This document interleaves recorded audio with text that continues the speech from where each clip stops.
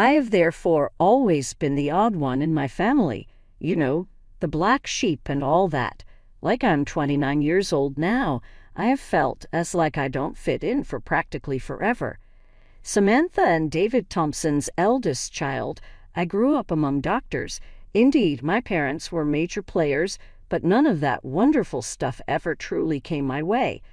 Tyler and Oliver, my younger twin brothers, shared all the advantages. From the second those two sprang out, as though I vanished from view to my parents. It began really modest. They might have a larger slice of cake or a new toy, but as we grew older it got considerably worse and quite clear-cut. When I reached 10, I recall having been hinting for years about this painting set I noticed on a shop window. Nothing wild, just a basic kit with some excellent colors and brushes. I got quite excited to open my one present when my birthday arrived, and what then do I find? A frightening arithmetic book. The favoritism started to show even more when I entered my teenage years. Family vacations were driven by the lad's preferences. Should Tyler feel like skiing? Boom. We are going to the slopes. Hello, beach trip if Lucas was into surfing that year. My suggestions were always dismissed or shot down. Applications at colleges. Man, that is a delicate matter. I developed an interest in art restoration at 17. For hours, I would visit the nearby museum, bothering the personnel with inquiries about how they restored historic paintings.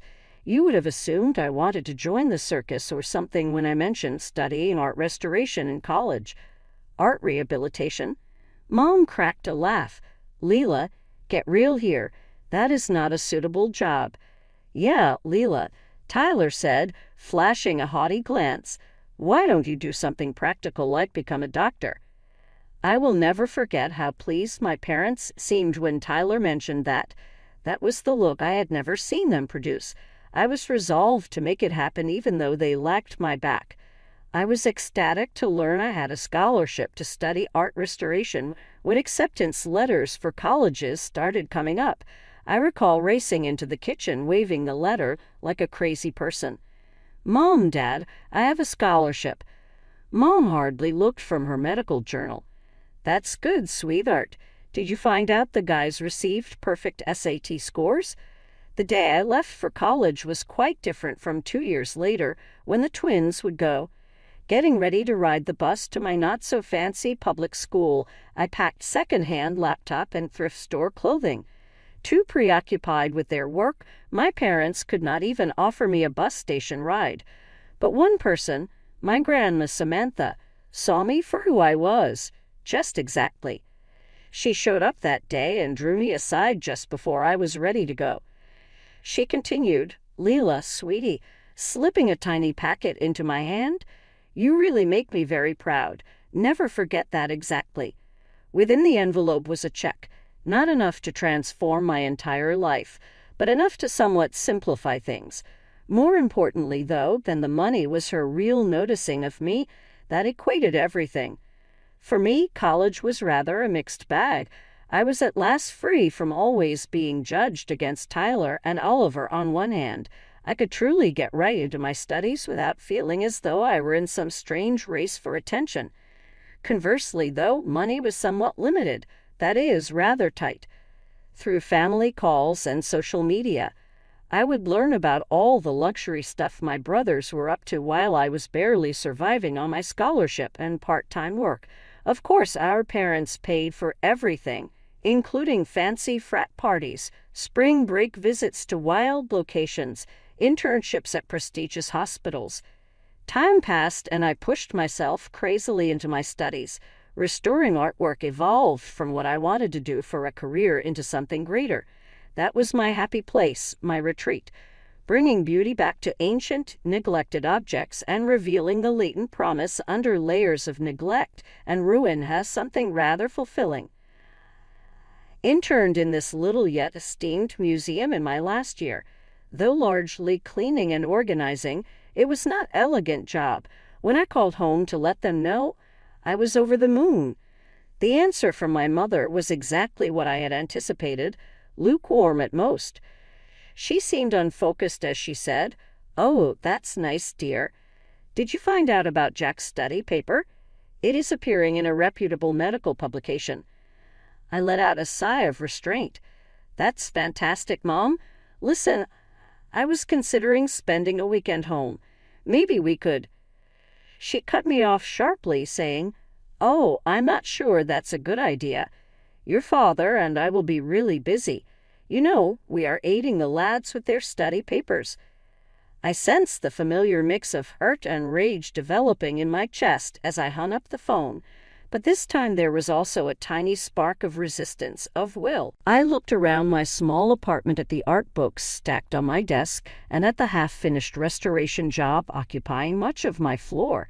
Now this was my world, one I had created for myself in spite of everything. I said, "Screw them," to the vacant room. I'm not depending on their permission. Still, a part of me knew it was untrue even as I spoke. Though I tried so hard to ignore it, a tiny bit of me still hoped one day my parents would see me for who I truly was. Graduation day arrived and passed without any agitation in my household. My great moment came from a fast dinner at some chain restaurant. What then, Leela, is next? Just glancing up from his menu, Dad questioned. Sitting upright, I tried to exude confidence.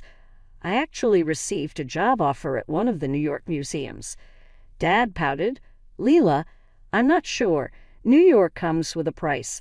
The compensation for this work is how much?" As I mumbled the not-so-great beginning pay, I felt my face becoming hot. Their apparent disappointment was on show. The rest of the dinner was a jumble of subtly expressed criticism mixed with analogies to Tyler and Oliver's scholastic achievements. Grandma Samantha drew me aside as we were leaving the restaurant. She said, "Don't let them dim your light, my dear," pushing a little packet into my hand. "Travel to New York. Pursue your dreams." Inside the mail was a check good for my first month's city rent. Trying not to cry, I tightly embraced her.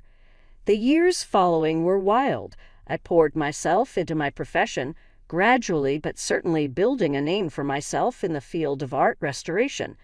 I met Noah around this period. Struggling graphic artist Ethan Reed exuded a good smile and a contagious love of his profession. Over our common passion of art and our experiences as underdogs in our areas, we linked right away after some time of dating. I felt it was time for Ethan Reed to see my family. From the second we sat down, it was obvious my folks had different plans. Ethan Reed was inundated with inquiries, each one more targeted than the previous. "So, Noah," Dad said, failing to seem laid back, "what precisely do you have long-term professional prospects for?" Ethan Reed moved in his seat, clearly uncomfortable. "Well, I am developing my clientele. Though it takes time, I am getting better." Mom jumped right in. "And from what you now make, is sufficient assistance for a family." My cheeks started to grow heated. "Mom, that's not." Ethan Reed squeezed my hand beneath the table and said, "It's okay, Leela. I'm working hard to get where I want to be financially yet, Dr. Thompson. Right now, I'm not there." The questioning went all through dinner. Every query made me watch Noah's confidence wane and my own wrath mounting. Mom drew me aside as we were headed out. "Leela, honey, you have to be reasonable even though you believe you love this boy.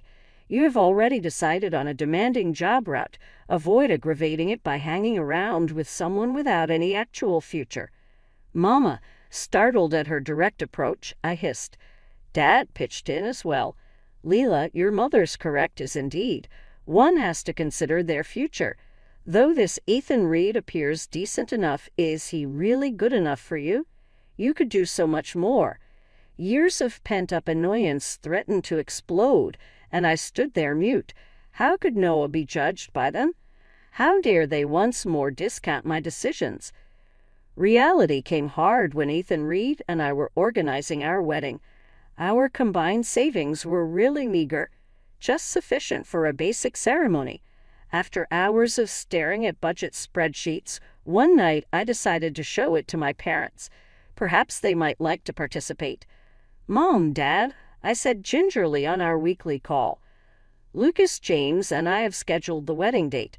Although we are attempting to keep expenses under control, I was wondering whether you might perhaps assist a bit, even solely with the planning." On the other side of the telephone, the quiet was protracted and embarrassing. Mom spoke at last, her voice as frigid ice. "Leela, today you are an adult. If you have decided to wed this individual, you must personally deal with the fallout." Not really surprised, I hung up feeling like garbage. Grandma Samantha once more swooped in to save the day. She didn't hesitate when I explained the circumstances. Her voice soft over the phone. "My dear," she said, "I may not be able to give you the wedding of your dreams, but I want to help make your day special." She provided some money that, albeit not much, greatly changed our plans. When the wedding day finally arrived, I felt both exhilaration and anxiety churning in my gut. Simple but elegant, the community facility we hired had twinkly lights and wildflower decorations. Our little gathering of friends had contributed to everything from the decor to the baked dessert. Noah's face brightened with a smile that made all the effort worthwhile as I moved down the improvised aisle. I momentarily forgot about everything else, the financial hardship, my relatives being jerks, and simply felt the love shining from his eyes. The bubble exploded the moment I saw my family. Sitting rigid in the front row, Mom and Dad looked bored and dissatisfied. Mom murmuring to Dad about the tacky decorations and cheap food caught me. Tyler and Lucas were even worse, snickering in the corner and continuously on their phones. Focusing on our vows and the encouraging faces of our friends, I attempted to overlook them, but I didn't really understand exactly how nasty they could be until the next day. My phone was flashing a ton of alerts when I woke up. Tyler and Lucas had gone on social media sharing a lot of ugly wedding pictures. "Congrats to our big sis on her special day," said one caption under a hazy picture of Ethan Reed and myself slicing our homemade cake. "Nothing suggests true love like a dollar store wedding." Another post featured a photograph of the buffet table next to a picture of a lavish lunch taken from an upscale restaurant. "Leela's wedding's our Tuesday lunch average. Which one is which? Guess now." The section on comments was a conflict zone. The brothers' actions stunned some relatives. "This is just unacceptable. You ought to be embarrassed of yourselves," Aunt Rachel said. Others, though, seemed to find it amusing. Savage yet true. That wedding seemed to our cousin Tim like a homeless convention. Reading over the comments made me ill. Seeing my parents' reactions, though, really tore at me. They were actually pushing their sons on, not discouraging them. Mom had remarked, "Men will be men. It's only a little harmless fun." I didn't demand an apology or phone them. Merely chose to temporarily ignore them. It was time for the yearly Thompson family gathering 6 months following our wedding. Though I fretted about it, Ethan Reed advised me to go, expecting it would be an opportunity to clear the air. Man, we were mistaken. One could cut the thick tension with a knife. For the first hour, I was able to keep it together. I avoided my immediate family as much as I could and engaged polite conversation. Then, naturally, I heard Tyler boasting about his most recent elegant trip, paid for by our parents. Something inside of me just caught. "Must be nice," I exclaimed, loud enough for everyone to hear, "to have mother and father bankroll your entire life." The room became absolutely silent. Tyler fixed me with gaping mouth. What's that supposed to mean? Years of pent-up discontent suddenly bubbling over, I shot back, "You know exactly what it means. You and Lucas have been handed everything on a silver platter, while I fight for every scrap of recognition or support has been required." Mom moved forward, flushed with rage on her face. "Now, Leela, you're acting quite foolish. Children, we have always treated you equally." I gave out a sour laugh. Also, similarly, "Are you really kidding me? Let us discuss equal, shall we?" I began to count off on my fingers. For the boys, private school tuition. For me, public school. For their 16 birthdays, brand new automobiles. Nothing for me, not to mention their crowning accomplishment, $300,000 for their Ivy League medical degrees, while I had to make do with loans and scholarships. The room was so quiet you could hear a pin drop. All eyes were on our family's soiled linen being aired so publicly. Mom spoke with icy, chilly voice. "If you're so fixated on money, Leela, maybe you should have wed someone wealthy instead of your underprivileged husband." Her comments felt to me like a stomach punch. Noah stiffened next to me. He had been silently encouraging me. "Eh, child, dare you?" I hissed, tears in my eyes. 10 of you are worth Ethan Reed, not for how I may make him look good to his country club mates. He really loves me for who I am. The reunion descended onto complete anarchy. Everyone was accusing others, bringing up long-standing animosity and past grievances. Amid all the yelling, a loud voice sliced through the commotion. Sufficient. Everyone turned to see Grandma Samantha rising up, her typically kind face looking austere and angry. "I have watched this family split itself for years, and I won't stand for it anymore," she said. "Samantha, Robert, your Lila treatment has been appalling. And you boys," she said, turning to Tyler and Oliver, "your cruelty toward your sister is terrible." The room was still for a time.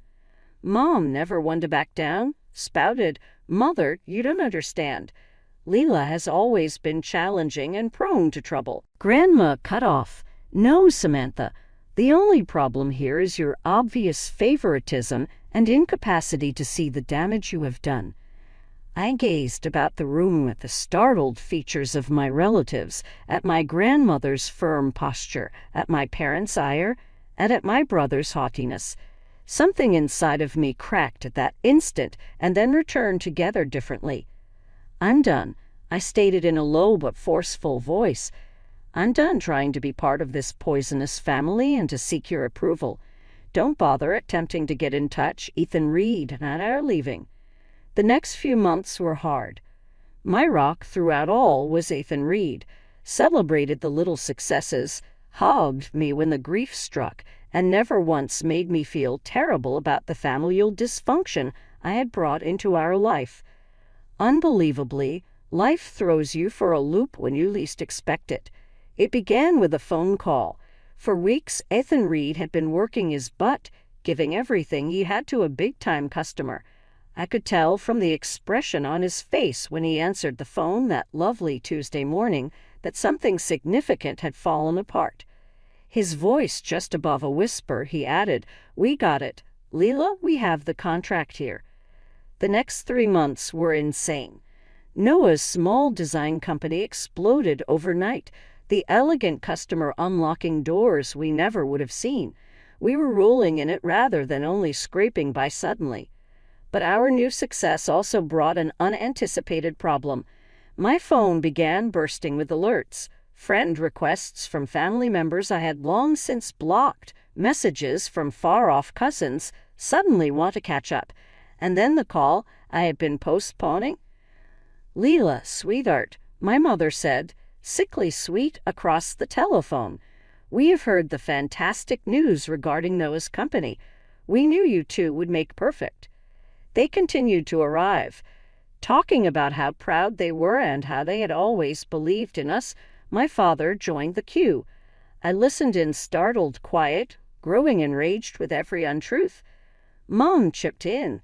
"We'd love to see you. Maybe we could all have dinner, celebrate your success as a family." That brought me out of it. "For a family," I kept repeating, speaking with great force. "We haven't been a family for a long time. That's not going to change just because our bank account has." Stayed to keep my guns.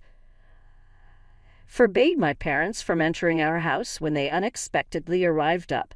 I returned elegant goods they sent right back, unopened. Ethan Reed and I instead concentrated on creating the life we had always desired. We saved wisely, worked long, and finally found ourselves signing paperwork for a lovely apartment smack in the midst of the city. Happy to express our joy, I put a picture on social media. Ethan Reed and I were standing in front of our new house, keys in hand, a basic shot. Beside it was a picture of our most recent visit with Grandma Samantha, her pleased smile flashing at the camera. New beginnings and old love, I wrote under. Thanks for those who have been there through all. Fresh house, family. Felt, when I hit post, as though some weight had been taken off my shoulders.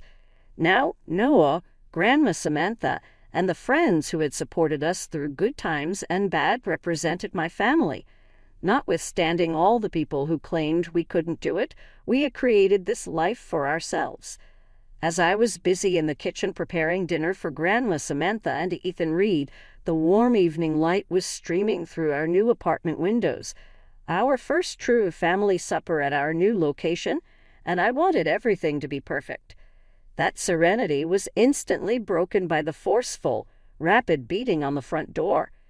"Leela, speak. We certainly know you are in there." My blood went cold. Anywhere, Tyler and Oliver, I would know their voices. The door exploded open before I could even respond. With angry looks, my brothers rushed in.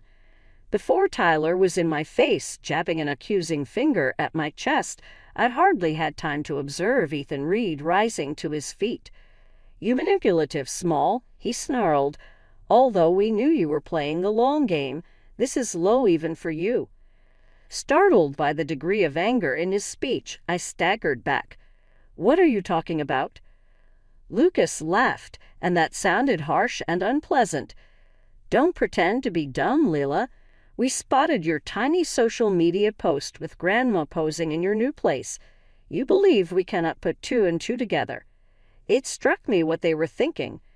You suppose Grandma bought us this apartment? We are aware she did." Tyler spit. "You've been playing the poor, neglected child for years, wringing your way into her good graces, and now you've manipulated her into making you the sole heir." I straightened my spine in a flash of wrath. "You speak of nothing at all. Ethan Reed and I paid for this flat using our own earnings." Lucas snarled, his gaze darting about the space. "Right, sure you did. Where in particular is the old bat? Hiding her away will help us not to speak sense into her. By now, that insane elderly woman ought to be in a graveyard. I am looking forward her kicking the bucket so I may sell her house and live it up." The room went very quiet. I momentarily wondered whether I might have dreamed those terrible words. Then a low voice emerged from the guest room door. "This is thus essentially how you feel about me." Grandma Samantha was standing there, her face a mask of shock and despair. All heads turned to watch. Tyler and Oliver's faces lost color when they knew their grandmother had heard every word. "Grandma," Tyler began, we didn't mean." Elizabeth turned him off with a hand. "I've heard enough," she responded with a gentle but forceful voice. "I at last know who really values me and who regards me as nothing more than a meal ticket. Thanks to my grandmother's presence, I found my voice. I think you both ought to leave right now." Though one glance at Grandma's face, a mix of hurt and resolve, seemed to depress them. It appeared as though they may dispute at first. Slunk toward the door, they murmured feeble apologies. That wild evening hit like a storm with consequences.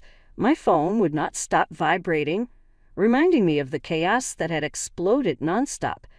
Mom's name sprang on the screen for what felt like the millionth time. Against my better sense, I grabbed. "Leela," her voice was cutting, not at all like a mother's. "You have to correct this. The lads have your grandmother rather angry. You have to straighten things out and tell her it was only a misinterpretation." I gave out a sour laugh. "A misinterpretation?" Declaring they couldn't wait for her to die so they could sell her house, they broke into my residence. Exactly how is that a misinterpretation? "They didn't mean it," Dad said, apparently on speakerphone. "You know the lads can be.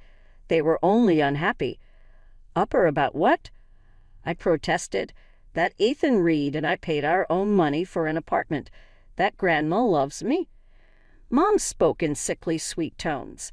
Sweetheart, although you have always felt excluded, you have to consider what would be best for the family.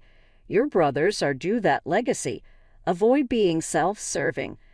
I snapped something inside of me. Years of pent-up resentment and damage were flooding forth. Selfish. You find me to be selfish.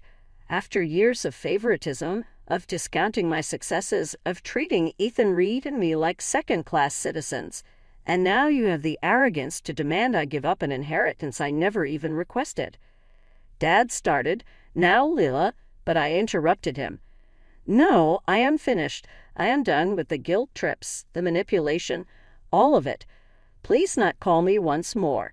Refrain from texting. Fail to show up at my door. We are past." I banned their numbers as well as Tyler and Oliver over the next few days. Though it was terrible, like amputating a sick limb, mending could start only from this point. The dust dispersed and I discovered another sort of warmth all around. Now completely aware of the familial dynamics she had long suspected, Grandma Samantha became even more regular in our life. Reaching out following the wedding disaster, Aunt Rachel started visiting often. "I always knew you were unique, Leela," she replied, giving me a firm hug. "I apologize for not defending you sooner." Other relatives, cousins, and distant aunts and uncles who had seen my family mistreated throughout the years reached out to offer encouragement. It was as if a veil had been lifted, allowing real relationships to blossom where only obligation had once been. Bliss Noah's family? They enveloped me in an unbroken love blanket. His parents went out of their way to make me loved after seeing from the sidelines as my own family broke me down. Ethan Reed and I put ourselves toward inhabiting our new flat. Every piece of furniture and every picture on the wall were evidence of the life we were creating together. A life based on love, respect, and encouragement.